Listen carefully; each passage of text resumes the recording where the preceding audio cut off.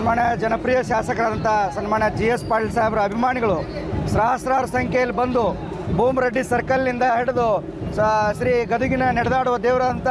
ಸನ್ಮಾನ್ಯ ಪುಟ್ಟರಾಜ ಗವಿಗಳ ಮಠದವರೆಗೂ ಸ್ವಯಂ ಪ್ರೇರಿತವಾಗಿ ಬಂದು ಇವತ್ತು ದೀನ ನಮಸ್ಕಾರಗಳನ್ನು ಸಲ್ಲಿಸುವ ಮೂಲಕ ದೈವ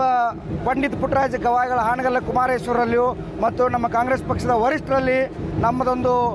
ವಿನಮ್ರತೆಯ ಮನವಿಯನ್ನು ಮಾಡಿದ್ದೇವೆ. ನಮ್ಮ ಸನ್ಮಾನ್ಯ ಕ್ಷೇತ್ರದ ಶಾಸಕರಾದಂಥ GS ಪಾಟೀಲರು ಊರಿಗೆ ಬರಬೇಕಾದ್ರೆ ಸಚಿವರಾಗಿ ಹೇಳಿ ಪಂಡಿತ್ ಪುಟ್ಟರಾಜ ಗವಾಯಿಗಳಲ್ಲಿ ನಾವೊಂದು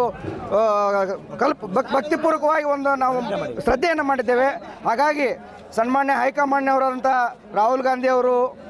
ಮಲ್ಲಿಕಾರ್ಜುನ್ ಖರ್ಗೆ ಅವರು ಯಾವ ರೀತಿ ನೀವು 4 ದಶಕಗಳ ಕಾಲ ಹೋರಾಟ ಮಾಡಿದಂಥ ಒಬ್ಬ ಪಕ್ಷದ ನಿಷ್ಠಾವಂತನಿಗೆ ಈ ರಾಜ್ಯದ ಮುಖ್ಯಮಂತ್ರಿ ಪಟ್ಟವನ್ನು ಕೊಟ್ಟಿದ್ದೀರೋ, ಯಾವ ರೀತಿ ಕೂಲಿ ಕೊಟ್ಟಿದ್ದೀರೋ, ಸುಮಾರು 4 ದಶಕಕ್ಕೂ ಹೆಚ್ಚು ಕಾಲ ಕಾಂಗ್ರೆಸ್ ಪಕ್ಷವನ್ನು ಜಿಲ್ಲೆಯಲ್ಲಿ ಸಂಘಟಿಸಿ 4 ಬಾರಿ ಶಾಸಕರಾಗಿ 3-4 ಬಾರಿ ನಿಗಮದ ಅಧ್ಯಕ್ಷರಾಗಿ ಪ್ರಸ್ತುತ ಕಾಂಗ್ರೆಸ್ ಪಕ್ಷದ ಜಿಲ್ಲಾ ಅಧ್ಯಕ್ಷರಾಗಿ ತಮ್ಮ ಚುನಾವಣೆಯಷ್ಟೇ ಕಾಂಗ್ರೆಸ್ ಪಕ್ಷವನ್ನು ಹೆಚ್ಚುವರಿ ಮತಗಳಿಂದ ಪಡೆಯದೆ